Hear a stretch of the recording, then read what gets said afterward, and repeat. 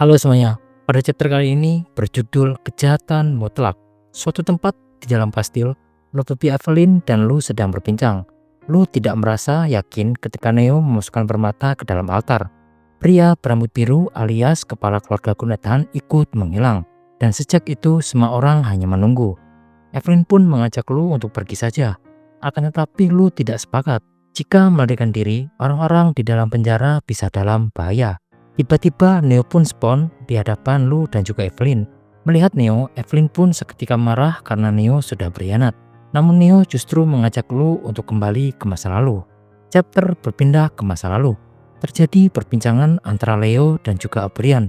Mereka sedang membicarakan pulau itu. Sejak Lady Magu muncul, pulau itu juga muncul entah dari mana. Menampakkan hantu terus muncul di pulau ini dan menuju ke arah kastil tempat Lady Magu berada. Untuk saat ini, kami telah memblokir jalannya, tetapi situasinya telah menjadi rumit.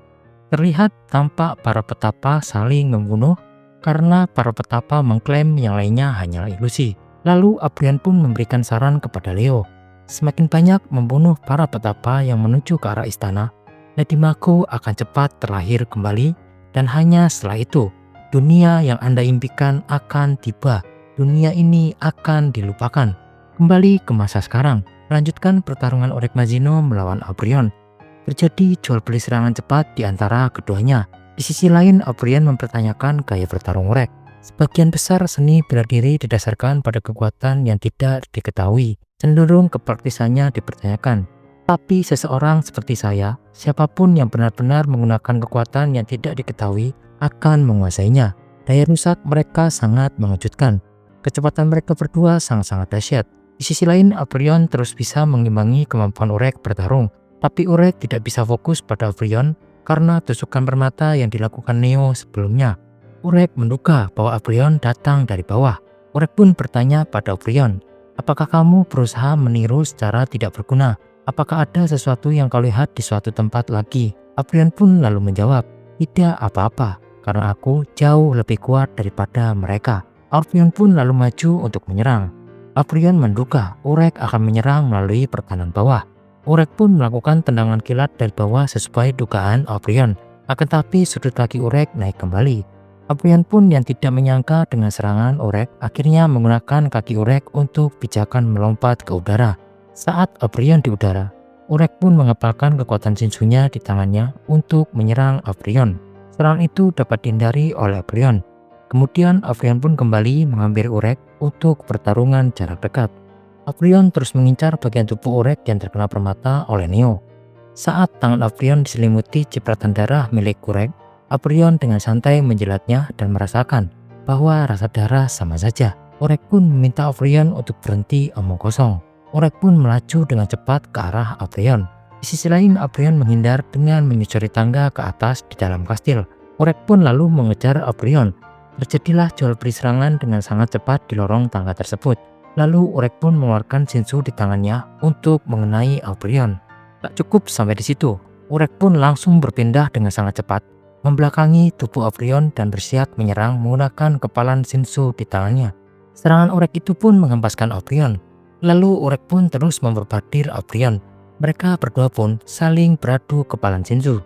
Mereka berdua pun terus saling membalas serangan dari jarak dekat. Kemudian Abrion pun kembali bertanya pada Urek, sampai kapan Urek akan terus bertarung setelah Lady Magu kembali mengambil kekuatannya? Urek pun lalu menjawab, sampai kamu benar-benar mati.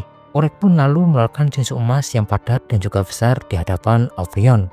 Lalu Abrion pun merasa keberadaan Urek tidaklah berubah. Kemudian Urek pun mengempaskan Shinsu-nya ke arah Abrion. Setelah Urek mengempaskan serangan tersebut, keluarlah cahaya hitam pekat dari Abrion dan berkata sangat menyenangkan, bertarung denganmu setelah sekian lama. Ternyata Abrion mensumon atau memanggil sebuah makhluk berbahaya. Bagi Urek Mazino, makhluk itu tidaklah lucu, karena kamu itu orang yang lemah. Makhluk yang dipanggil adalah kebalikan dari kebaikan dan perdamaian, dengan nama corruption. Dalam bahasa Indonesia adalah korupsi atau busuk. Abrion pun kembali memberitahu Urek bahwa kejahatan bukanlah kebalikan dari kebaikan. Kejahatan selalu berdampingan dengan kebaikan. Di dalam hati seseorang terdapat sedikit kejahatan. Itulah mengapa pada akhirnya dia pasti sudah mengucapkan permintaan juga. Manusia tidak bisa menghilangkan kejahatan. Pada pembicaraan O'Brien tersebut, panel menunjukkan Neo, Lu, dan juga Evelyn sedang menuju ke suatu tempat dan tidak sengaja bertemu dengan Jin yang tiba-tiba bangkit kembali. Urek pun mendengar ucapan O'Brien pun berterima kasih atas informasinya. Sebagai ucapan terima kasih atas apa yang telah O'Brien sampaikan kepadanya, Urek juga akan mengklarifikasi sesuatu untuk O'Brien, bahwa Lady Mako sebenarnya tidak mengambil kekuatan darinya. Apa yang Neo curi darinya ketika menusuknya, itu hanyalah sebagian kecil dari cahaya miliknya. Jadi diriku saat ini sangatlah terlalu kuat. Dengan kecepatan kilat, Urek sudah siap menendang O'Brien, bahkan O'Brien tidak bisa menyadarinya. Lalu Urek pun berkata pada O'Brien, bahkan kamu pikir, sepertinya meskipun manusia tidak bisa menghilangkan kejahatan, mereka masih bisa dipukul. Bukankah begitu, Kaisar? Sambil Urek menunjuk ke arah makhluk yang disummon oleh O'Brien. Kemudian makhluk itu pun menepas Urek dengan sangat cepat, akan tetapi Urek masih bisa menghindarinya. Urek pun berpikir, O'Brien mengubah apa yang bersinar menjadi kegelapan dari pria ini di antara semua manusia yang kukenal, hingga dia kehilangan cahayanya karena O'Brien. Panel lalu berpindah ke depan altar. Semua orang sedang berkumpul. Lalu Putri Majani Jahat memberitahu bahwa kepala keluarga Kunetan akan tinggal sedikit lebih lama di sini sebelum pergi. Para keluarga Kun Edwan akan mundur karena situasi telah terkendali. Ujian kali ini akan ditangguhkan. Lalu Putri Majani Jahat memberitahu Asa, syukur jika Asa sudah kembali waras.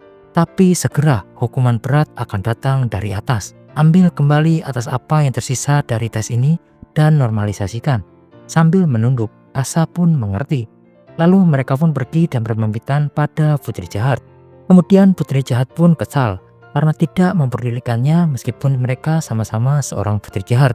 Ditutup pada chapter kali ini. Tiba-tiba Cheng Kyum muncul dari altar di belakang Putri Jahat dan memegamnya.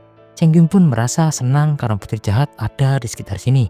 Cheng Kyum pun memiliki sesuatu yang menarik, sebuah proposal untuk Putri Jahat. Putri Jahat pun mengatakan, bagaimana jika saya menolaknya?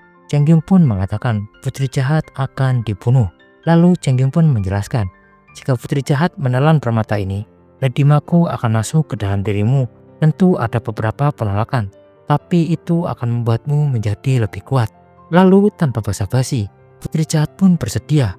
Jika seseorang menolak diberi kekuatan, itu simpel karena mereka tidak pernah kelaparan. Putri Jahat pun diperlihatkan menelan permata Lady Mako. Seketika keluarlah kekuatan Lady Mako pada tubuh Putri Jahat. Lady Mako yang merasuki Putri Jahat pun tertawa sambil berkata, terima kasih, tubuh ini sangat luar biasa. Baiklah, sekian pembahasan untuk chapter kali ini. Terima kasih dan sampai ketemu di next video. Bye-bye.